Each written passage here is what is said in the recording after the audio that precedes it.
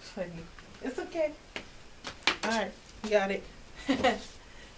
Hear the sleigh, it's a new bird. Hear the rain, it's a snowbird.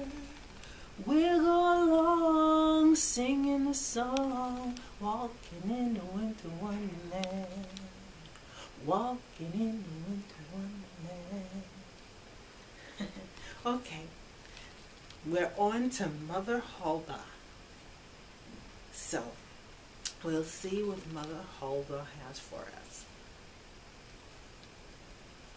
Throw these back here. Get that out the way.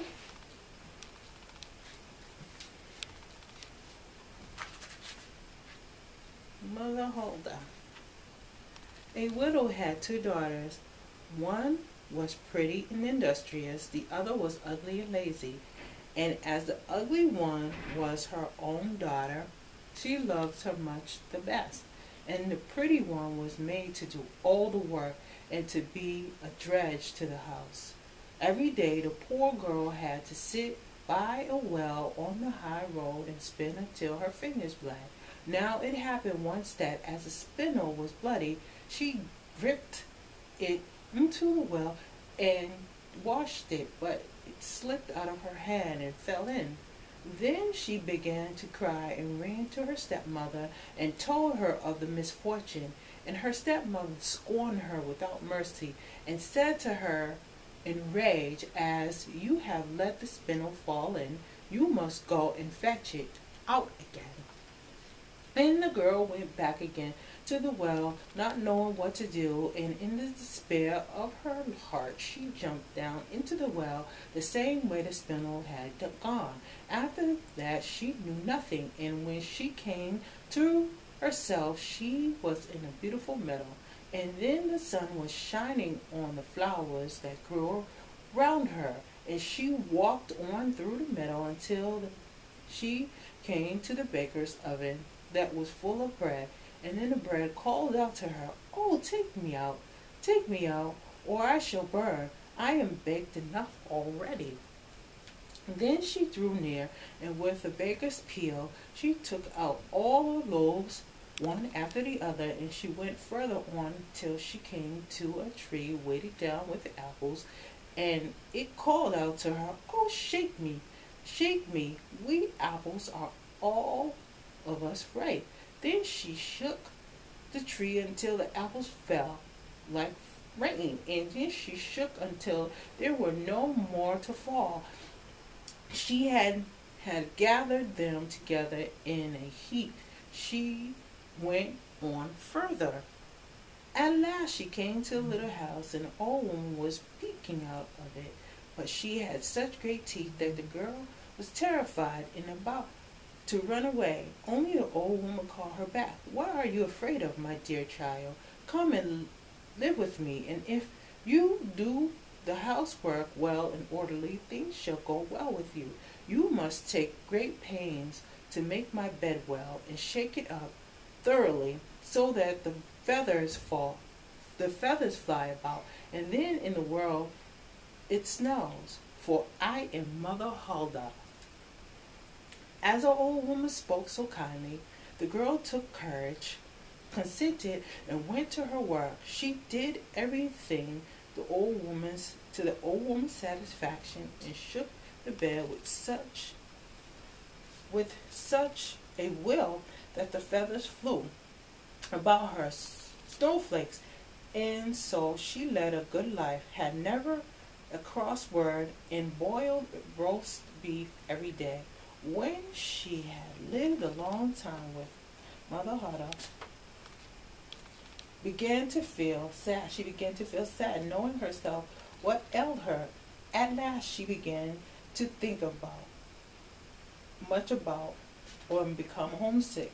Although she was 1,000 times better off than at home where she was, yet she had great longing to go home. At last she said to her mistress, "I am homesick, and although I am very well off here, I can't stay any longer. I must go back to my own home."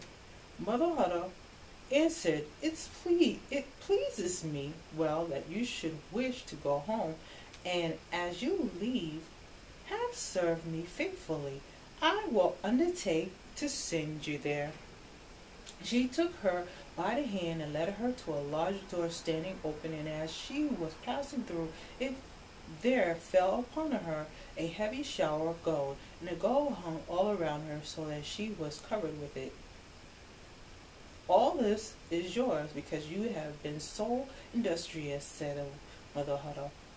And besides that, she returned to her spindle, the very same that she had dropped in the well, and then the door had shut again, and the girl found herself back again through the world, not far from her mother's home. And as she passed through the yard, the cook stood to the top of the well and cried, "Cock-a-doodle-doo, a golden girl has come home too." And then she went in to her mother, and she had returned covered with gold. She was well received. So the girl related all her history and what had happened to her, and when the mother heard how she came to have such great riches, she began to wish that her ugly and idle daughter might have the same good fortune. So she sent her to sit by the well and spin, and in order to make her spindle bloody, she put her hand into the thorn hedge. Then she threw the spindle into the well and jumped in herself. She found herself like her sister in the beautiful meadow, and followed the same path. And when she came to the baker's oven, the baker cried out, "Oh, take me out, or I shall burn. I am quite done already." But the lazy bone answered, "I have no desire to black my hands," and went on further. Soon she came to the apple tree, when she called out, "Oh, shake me, shake me. We apples are all of us ripe." But she answered, "That is all very fine. Suppose one of you should fall on my hand," and I went on further. When she came to the Mother Huddle's house, she did not feel afraid, as she knew beforehand of her great teeth, and entered into her service at once. The first day she put her hands well to work, and was industrious, and did everything Mother Huddle bade her. Because of the gold she expected.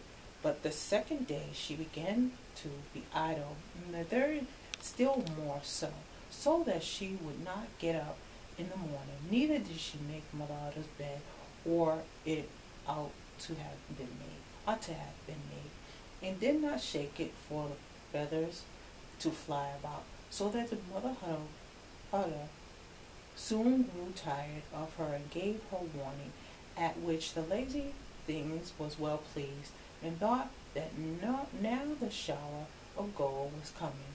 So Mother Huddle led her to the door, and as she stood in the doorway, instead of the shower of gold, a great kettle full of pitch was empty over her. "This is the reward of your service," said the Mother Huddle, and shut the door, so that the lazy girl came home all covered with pitch. And the cock on the top of the well, seeing her, cried, "Cock-a-doodle-doo, our dirty girl has come home too." And the pitch remained sticking on her fast, and never, as long as she lived, could it be gotten off.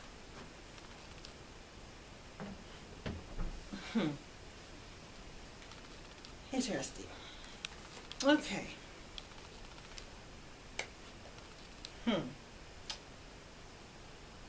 Mother Huddle, learn not to do what other people do, because your lesson is different than everybody else's, so you can't experience the same things that everybody else experiences.